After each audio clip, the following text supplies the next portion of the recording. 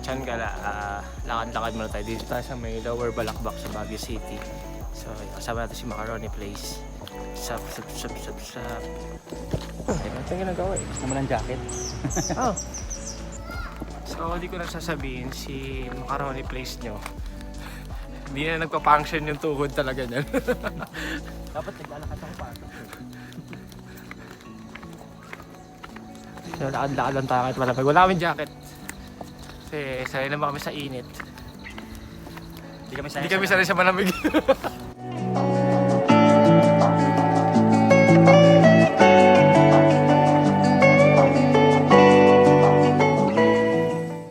Actually, city na to, Baguio City.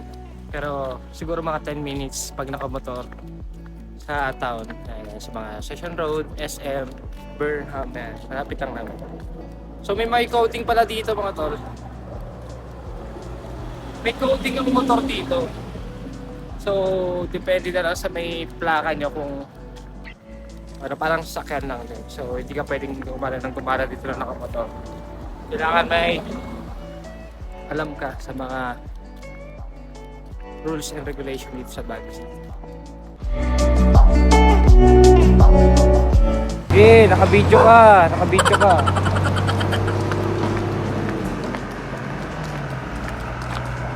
No, umikot siya dun. Hirap oh. Sobrang tarik. Hirap kami sa maglakad. So, kaya naman ng Mio.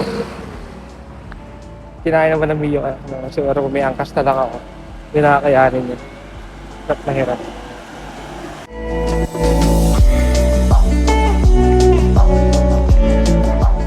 So, dito pa lang sa baba namin. Naglalakad-lakad ka lang. Pero ito na yung view. Sa Lower Balakbak lang ito.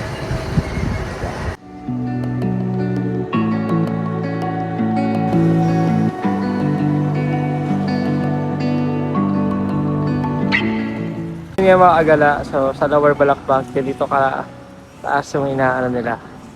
Nalakbay. Yan ang kataas yan. Taas tulay.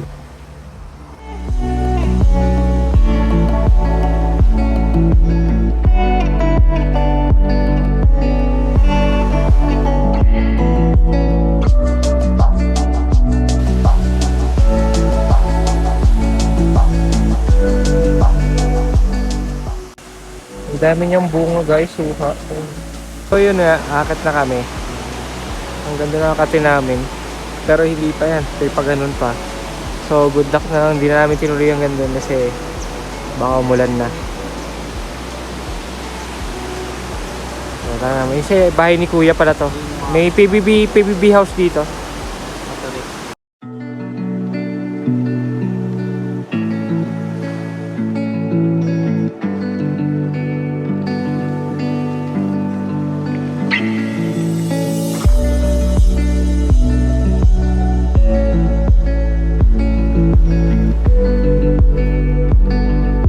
Mo sa unang akit lang.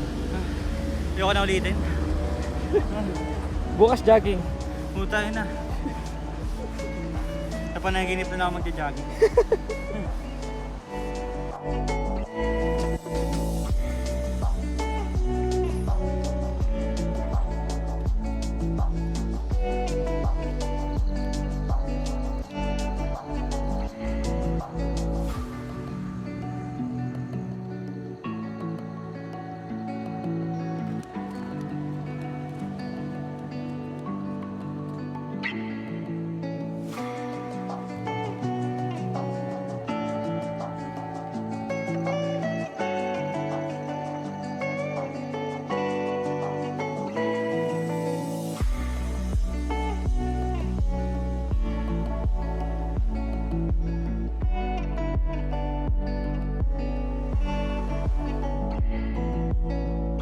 So yun yung mga Tiangala.